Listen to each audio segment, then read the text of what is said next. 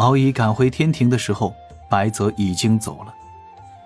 如今天地鲜有人不知，白泽是天庭水神李长庚的坐骑，毕竟这对妖族来说是一个致命的打击，对人族来说却是一件扬眉吐气的趣事，故流传十分迅速。白泽来天庭时散出威压，长羽散开，拿出水神玉符，天兵天将并未阻拦，反而是簇拥着白泽去了通明殿。当时白泽保持着本体在天庭之中溜达，用优雅的身姿迈出了上流的步伐，引来了不少女仙的侧目以及男仙的赞叹。抵达通明殿，白泽也并未多说，虽被圣人老爷用道心凝字的奇特方式发任务，忙天忙地到处干活，让白泽颇为兴奋。这证明圣人老爷已经承认了他这个圣人弟子的坐骑。但是一想到陆压之死，白泽多少也有些郁闷。天庭不可一日无主事者，此时李长寿被云霄仙子带回了三仙岛中养伤，就算有混元金斗，估计10年8年也无法苏醒。木工虽然不怎么堪大用，但最起码还能够维持天庭正常运转。抵达通明殿之后，白泽头上长羽轻轻闪烁，一颗丹药钻入了东木工口中。不过片刻，木工不绿了，伤退了，立刻就能下床了。白泽以瑞兽之姿口吐人言：水神无事，诸位不必担心，只是此事无法回返天庭，还请木工主持天庭大局，勿要轻易对妖族用兵，天庭固守便可。东木工目光闪动，听到了白泽的传声，立刻做出应对，又向前做了一个倒衣，叹道：多谢水神相救。木工多劳。白泽如此道了一句，而后就带着水蓝色的波痕继续迈着上流步离了天庭。白泽走后，众仙忙问东木工发生了何事。木工按白泽传声，只说他被妖族高手联手偷袭，还好水神出手搭救。至于水神的下落，自是和白泽给灵娥的解释差不多。这个消息在天庭之中迅速传开，众天兵天将松了一口气，木工也是面露无奈。他当时被陆压抛飞时神志不清，迷迷糊糊，却分明看到水神为了救他，去跟10多头大妖厮杀，最后从天穹坠落。他木工欠水神2条命。水神哪里是发现了密地修行啊，那是怕天庭遭乱，重伤垂死，躲起来疗伤去了。可恨他东木工修为不行，可恨玉帝陛下如今不在天庭之中。但是这股恨意，东木工只能够放在心底，转而投身天庭大事之中，稳定天庭大局。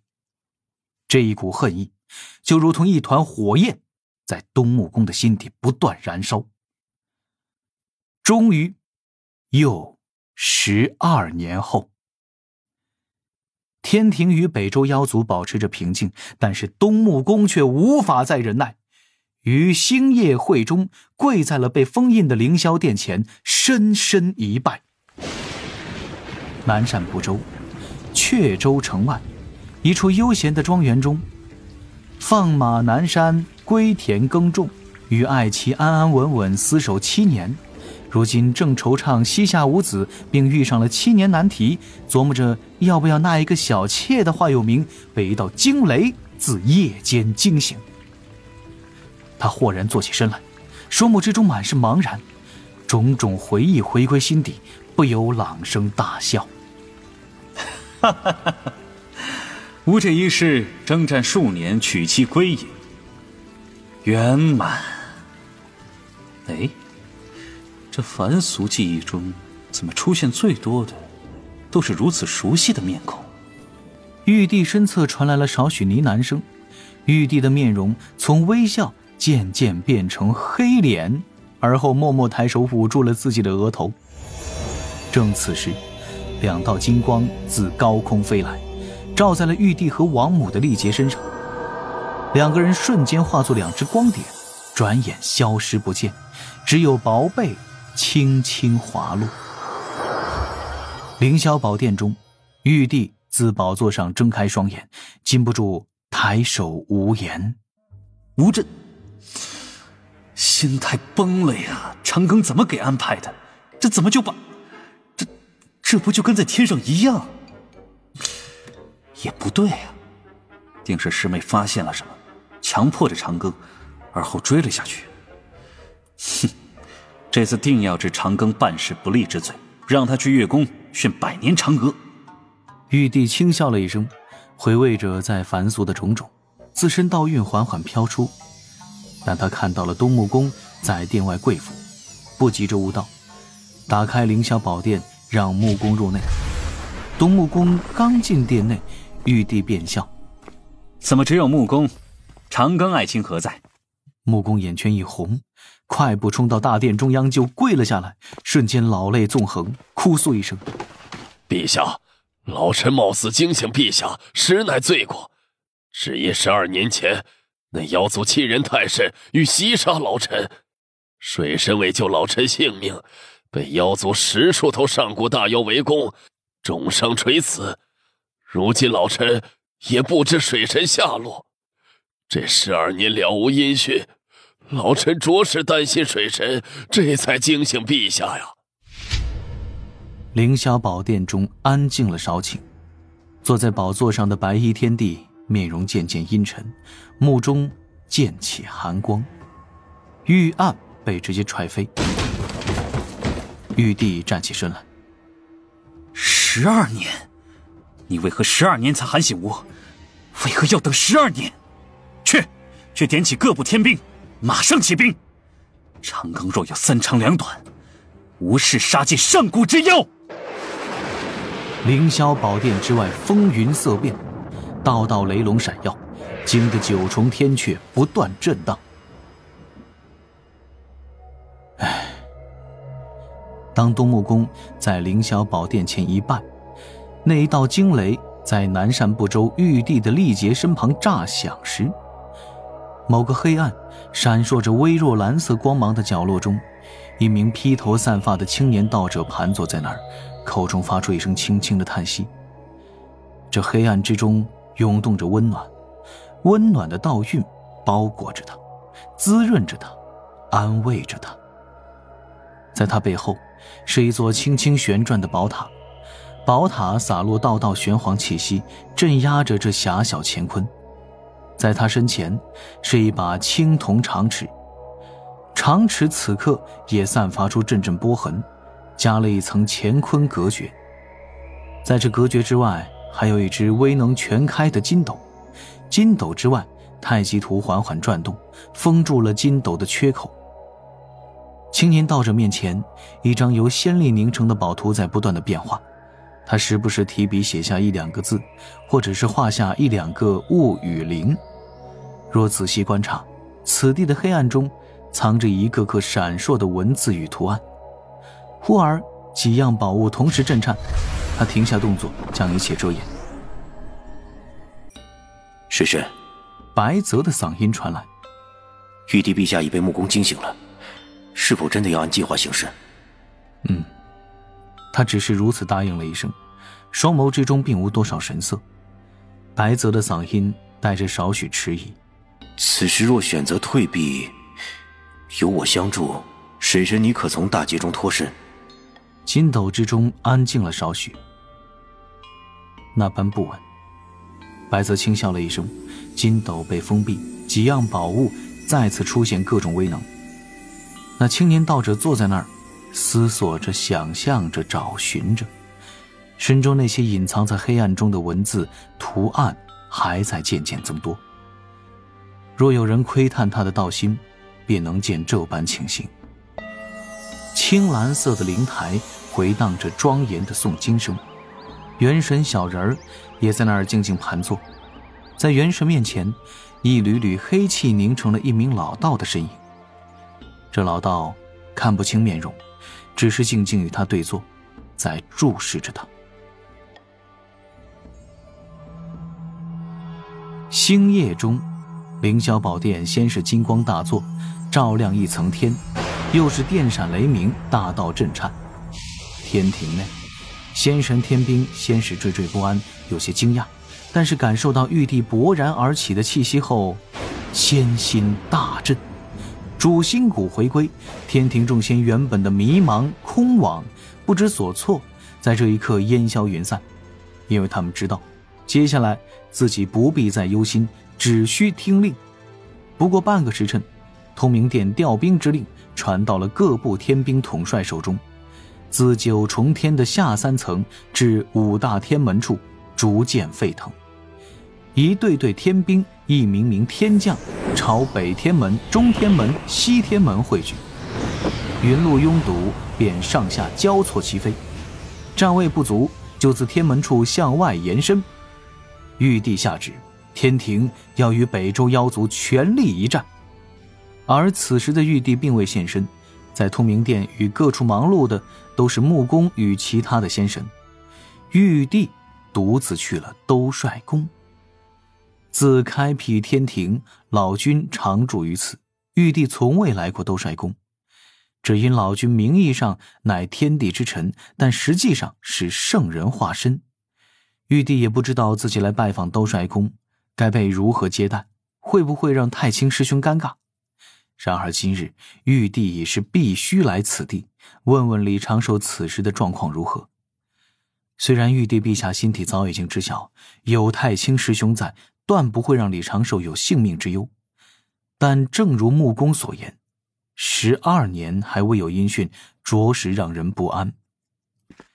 玉帝身穿金甲来到了兜率宫前，兜率宫宫门大开，其内云烟缭绕，清晰的木鱼声随风飘来。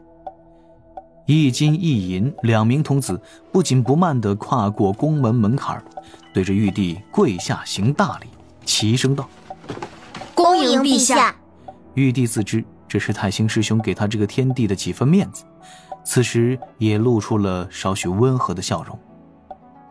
不必多礼，老君可在宫中？陛下恕罪，老君此前云游去了，已数年未还。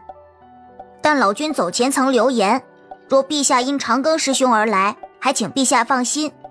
长庚师兄当年受伤颇重，道行几近溃散，如今正在3仙岛上疗伤。云霄仙子悉心照料，也有重宝相护，此时已无性命之危。殿下若要对妖族用兵，还请顾念天庭如今局面来之不易。玉帝明显松了一口气，笑道：长庚安好，长庚安好。老君可还有其他留言？吾自不可见天庭仙神遭人欺凌而做无事发生，稍后亦会带天庭兵马冲杀在前。罢了，遵老君之言，吾这就召集众仙家，先商议，再出兵。言罢，玉帝对着兜率宫拱拱手，转身回了凌霄宝殿。待玉帝走后，小金小银对视一眼，齐齐松了一口气。他们起身跳回兜率宫中，关上大门，太清圣人的玄妙道韵将兜率宫包裹其中。小银有些不安地嘀咕：咱们这算不算搞事呀？啥叫搞事？怎么就搞事了？老君出游前说了，以后长庚师兄说话就是老君说话，咱们听着就是了。而且咱们是劝玉帝陛下冷静，这要是直接跟妖族开战，天庭没多少高手支撑，肯定损失惨重，好不容易有点家当都赔进去了。对哦，咱们是在做好事。小银眨眨眼，倒是安稳了很多。且说玉帝陛下回了凌霄宝殿，立刻召集天庭众仙神，文臣武将分列，凌霄宝殿中一片肃杀气息。玉帝身披金甲，高坐于宝座之中，道一声：妖族之事，木工从详禀告。高台下，东木工躬身行礼，将玉帝下凡的诸事详细禀告。妖族发讨天檄文，宣布不遵天庭之令，天庭按水神决断，发讨妖檄文以正天威，又用施兵之计瓦解妖族士气。水神又主持了北周大战，天庭以微弱代价灭杀妖族众精锐，至此令妖族对天庭的威胁大减，妖族士气更颓。水神之言，只等陛下历劫归来，由陛下主持灭妖之战。但穆公不必迟疑，吾来说吧。玉帝的面容无比冷峻。当日穆公被妖族高手围攻，乃水神及时救援，水神为此身受重伤，至今仍未醒来。此言一出，下方仙神半数面露恍然，半数有些气愤。在天降阵列靠后的位置上，敖乙把头盔一摔，直接冲出人群，向前急走10数步，单膝跪地，低头呼喊：陛下，还请准许末将领兵冲锋在前，为我教主哥哥报仇雪恨。准。敖乙不必忧心，水神已无大碍，归列吧。敖乙低头应是，转身回了自己的位置，安静立着。戏要恰到好处。玉帝又问：今日吾要攻北周边界之要，各位爱卿可有献策？下方的仙神安静了一阵儿，穆公用仙石看了眼自己袖中的玉符，这是片刻前敖乙与他相见时献上来的海神兵法。穆公在等着玉符中描述的情形出现。大殿中又安静了2个呼吸，玉帝再问：竟无一人有妙计？陛下，一位老道高呼一声，像是下了某个艰难的决定，低头做到一，言道：臣有一策。讲。老道高声喊着：那妖族为祸四方，天地众生苦其久矣，而今妖族不尊天庭，谋害天庭重臣，罪大恶极，绝不容恕。但我天庭刚刚起步，兵将虽已不缺，但却无太多高手。妖族疑惑自上古藏了众多的高手，咱们此次征讨妖族，若无高手驰援，恐难大胜啊。